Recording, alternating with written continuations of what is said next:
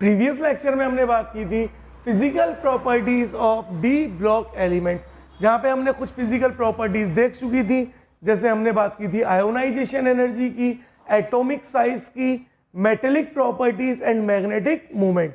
आज हम बात कर रहे हैं हमारी फिफ्थ फिजिकल प्रॉपर्टी के बारे में, जो है फॉर्मेशन ऑफ कलर्ड आयंस। बच्चों, डी ब्लॉक के एलिमेंट्स जो होते हैं वो जब भी कंपाउंड बनाते हैं तो वो ज्यादातर जो कंपाउंड बनाते हैं वो कंपाउंड कोई ना कोई कलर शो करता है। अब हमें ये देखना है कि जो डी ब्लॉक के एलिमेंट्स हैं उनके कंपाउंड्स जो हैं वो कलर क्यों शो कर रहे हैं। तो देखते हैं, चलिए देखो क्या लिखा हुआ है। Most of the compounds of transition elements, transition elements का मतलब नॉर्मली हम अभी डी ब्लॉक के एलिमेंट पे ही बात कर रहे हैं, are coloured and the colour of these compounds can be due to, इन कंपाउंड्स के कलर देने के लिए सिर्फ दो ही फैक्टर रिस्पॉन्सिबल है, जिसमें फर्स्ट फैक्टर क्या है, D D transition, and the second factor is charge transfer spectra. तो चलिए स्टार्ट करते हैं सबसे पहले फैक्टर से, जो है डी डी ट्रांजिशन। जब भी हम लोग डी डी ट्रांजिशन की बात करते हैं तो हमें कुछ बातें पता होनी चाहिए। जैसे डी डी ट्रांजिशन के लिए हमें at least one unpaired electron present. D D transition के लिए एटलीस्ट एक अनपेयर्ड इलेक्ट्रॉन होना चाहिए। अगर एक भी अनपेयर्ड इलेक्ट्रॉन नहीं है तो वहां पर आप डी डी ट्रांजिशन को रीजन को नहीं बता सकते। अब डी डी ट्रांजिशन होता क्या है उसको देखते हैं। देखिए, हमारे पास एक डी ऑर्बिटल है, हमारे पास एक डी ऑर्बिटल है, और ये जो डी ऑर्बिटल है देखो, this is d x y, d y z, d z x, d x square y square and d z square. D के 5 ऑर्बिटल हैं और इन सारे ऑर्बिटल की एनर्जी क्या होती है, सेम होती है। तो जिन ऑर्बिटल्स की एनर्जी सेम होती है उनको हम लोग बोलते हैं डी जनरेटेड ऑर्बिटल्स।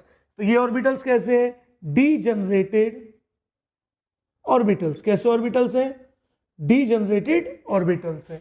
अब होता क्या है, जैसे ही यहां पर ये कंपाउंड का फॉर्मेशन करते हैं, तो जब भी ये कंपाउंड का फॉर्मेशन करेंगे तो जो डी ऑर्बिटल है, डी जनरेटेड डी ऑर्बिटल है, वो दो पार्ट में स्प्लिट हो जाता है।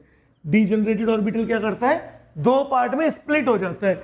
एक वो बनाता है ऑर्बिटल, 3 ऑर्बिटल बनाएगा और इसका नाम होगा T2G, और एक 2 ऑर्बिटल बनाएगा अलग से और इसका नाम क्या होगा, इसका नाम होगा EG, है ना। ये क्रिस्टल फील्ड थ्योरी का पार्ट है। अगर आपने कोऑर्डिनेशन कंपाउंड नहीं पढ़ा है तो कोई बात नहीं, आप बस ये याद रखो, जब भी कभी भी ट्रांजिशन एलिमेंट्स जो हैं वो किसी कंपाउंड का फॉर्मेशन करते हैं तो उनके पास जो डी ऑर्बिटल है वो 2 पार्ट में स्प्लिट हो जाता है, एक T2G और एक EG।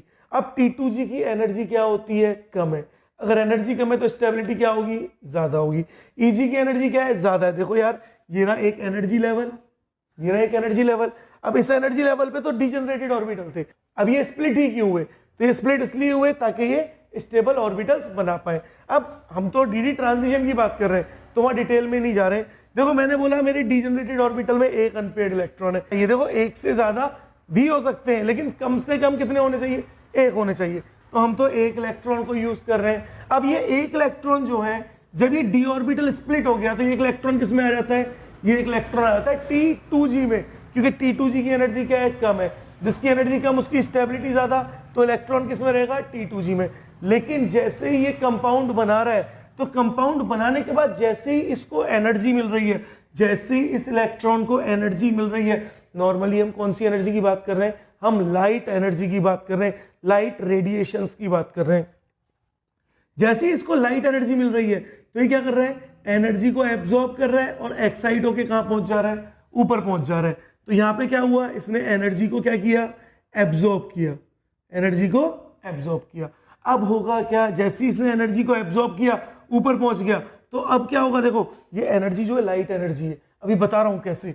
और जैसे ही ये नीचे जाएगा तो एनर्जी को क्या करेगा, एनर्जी को रिलीज करेगा, एनर्जी को रिलीज करेगा।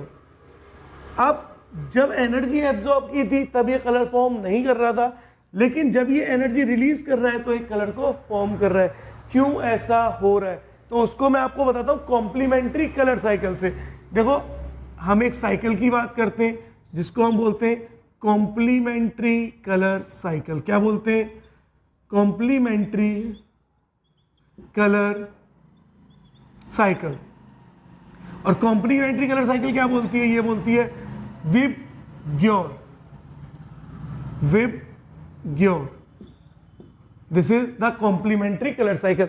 सिर्फ आई मिसिंग है, वी, आई को छोड़ के BGYOR। देखो विबग्योर पूरा लिखा है, सिर्फ आई को आपको मिस कर देना, आई को छोड़ देना है जानबूझ के। जैसे ही आप इसको मिस कर रहे हो तो अगर ध्यान से देखो, अगर ये जो इलेक्ट्रॉन है ये एनर्जी को एब्जॉर्ब करता है रेड कलर की लाइट की। कौन सी कलर की लाइट की वेवलेंथ को एब्जॉर्ब किया? रेड कलर की लाइट की। यार जब सनलाइट पड़ रही है तो कोई कलर नहीं है, सनलाइट का कोई कलर थोड़ी है, वो तो क्या है, ट्रांसपेरेंट है। क्यों? क्योंकि वो मिक्सचर है। वो क्या है? वो मिक्सचर ऑफ कलर्स है, मिक्सचर ऑफ विबग्योर है। लेकिन ये इलेक्ट्रॉन क्या कर रहा है? ये इलेक्ट्रॉन एब्जॉर्ब कर रहा है सिर्फ और सिर्फ कौन सी वेवलेंथ को? रेड कलर की लाइट की वेवलेंथ को। किसको? रेड कलर की लाइट की वेवलेंथ को। ऐसा नहीं है कि सर सारी वेवलेंथ को एब्जॉर्ब कर ले, किसी एक को ही एब्जॉर्ब करता है। तो इसने किसको एब्जॉर्ब किया? रेड कलर की लाइट की वेवलेंथ को एब्जॉर्ब किया। जब रेड को एब्जॉर्ब किया तो जब इलेक्ट्रॉन वापस आ रहा था तो वो वेवलेंथ को रिलीज करेगा ग्रीन कलर की, ग्रीन कलर की लाइट की वेवलेंथ को रिलीज करेगा। अब ये ग्रीन कलर आपको अलग से विजिबल होगा और आपको आपका कंपाउंड कैसा दिखेगा? आपको आपका कंपाउंड दिखेगा ग्रीन कलर का। बोलो समझ पा रहे हो? बहुत आसान था। रेड कलर की वेवलेंथ को एब्जॉर्ब किया तो कौन सा कलर एमिट किया? ग्रीन। ऑरेंज करता तो कौन सा करता? ब्लू। येलो करता तो कौन सा करता? वॉयलेट। बोलो पता है, आसान है। ग्रीन कर रहा होता एब्जॉर्ब तो रिलीज कौन सा कर रहा होता? रेड कलर रिलीज कर रहा होता। तो बच्चों यही है हमारी कॉम्प्लीमेंट्री साइकिल। तो बहुत आसान है डीडी ट्रांजिशन। अब नॉर्मली डीडी ट्रांजिशन के लिए आपको कंडीशन पता पड़ गई कि एटलीस्ट वन अनपेयर्ड इलेक्ट्रॉन होना ही चाहिए। सेकंड अब हम लोग बात कर रहे हैं, second reason is charge transfer spectra. Second is charge transfer spectra और ये बहुत इंपॉर्टेंट है। जरा बताओ, अगर मैं आपसे बोलूं कि KMnO4, एक एग्जांपल ले रहा हूं, K2Cr2O7। चलो जरा मैग्नीज का ऑक्सीडेशन नंबर निकालते हैं। यहां पर मैग्नीज का मुझे नहीं पता कि मैग्नीज के ऊपर चार्ज क्या है, तो X ले लिया। क्या मुझे पता है कि पोटेशियम के ऊपर +1 चार्ज होता है? क्या मैग्नीज का X है प्लस ऑक्सीजन कितने हैं? 4, और ऑक्सीजन के ऊपर चार्ज कितना होता है? -2 = 0। तो बोलो X की वैल्यू कितनी आई? 4 2 8, -8 + 1 इज, इधर आ गया तो +7। So the oxidation number of manganese is +7। चलो जरा क्रोमियम का भी निकालो। क्रोमियम को आपने X ले लिया तो 2 × +1, क्योंकि पोटेशियम का चार्ज क्या है? +1 + 2x + 7 × ऑक्सीजन पे चार्ज होता है -2 = 0 हो गया। तो जब x को सॉल्व करोगे तो वैल्यू कितनी आ गई? +6 आ गई। वैल्यू कितनी आई? +6 आई। जरा ध्यान से देखो, अगर मैं मैग्नीज का इलेक्ट्रॉनिक कॉन्फ़िगरेशन लिखता हूं तो मैग्नीज की इलेक्ट्रॉनिक कॉन्फ़िगरेशन क्या होती है बच्चों? Argon 18 4s2 3d5। बोलो होती है क्या? मैग्नीज की कॉन्फ़िगरेशन क्या होती है? Argon 18 4s2 3d5। सेम अगर मैं क्रोमियम की यहाँ पे लिखूं तो क्रोमियम की कॉन्फ़िगरेशन क्या हो जाएगी? Argon 18 4s1 3d5। बोलो यही होगी। तो manganese is 4s2 3d5, chromium is 4s1 3d5। अब हो क्या रहा है भाई? यहाँ पर +7 चार्ज है और यहाँ पर कितना चार्ज है? +6 चार्ज है। अगर +7 चार्ज लगा दोगे तो जरा बताओ क्या 7 इलेक्ट्रॉन निकलेंगे?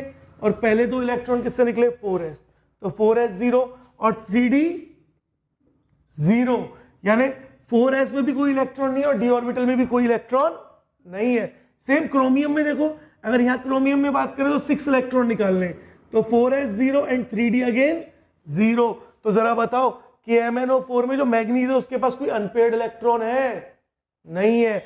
K2Cr2O7 में जो क्रोमियम है उसके पास कोई अनपेयर्ड इलेक्ट्रॉन है? नहीं है। अगर अनपेयर्ड इलेक्ट्रॉन नहीं है तो डीडी ट्रांजिशन नहीं होगा। अगर डीडी ट्रांजिशन नहीं होगा तो इनका क्या कोई कलर होगा? क्या इनका कोई कलर है? अगर डीडी ट्रांजिशन नहीं हो रहा है तो क्या इनका कोई कलर होगा? नहीं होगा। अरे भाई होगा, पढ़ा नहीं है क्या? KMnO4 का कलर पिंक होता है। पढ़ा नहीं है क्या? पर्पल पिंक कलर होता है KMnO4। प्रैक्टिकल्स किए टाइट्रेशन, जो ब्यूरेट होती थी उसमें क्या भरते थे? KMnO4 ही तो भरते थे भाई। K2Cr2O7 का कलर कैसा होता है? इसका कलर होता है orange. The colour of K2Cr2O7 is orange. तो K2Cr2O7 का कलर कैसा होता है? ऑरेंज। लेकिन क्या इनके पास अनपेयर्ड इलेक्ट्रॉन है?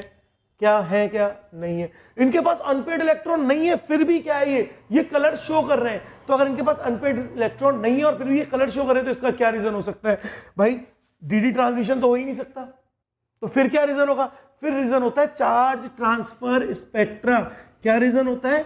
Charge transfer spectra. अब क्या है चार्ज ट्रांसफर स्पेक्ट्रा और कैसे हो रहा है? मैं KMnO4 के एग्जांपल से बता रहा हूं। KMnO4 में मैग्नीज के ऊपर है +7 चार्ज।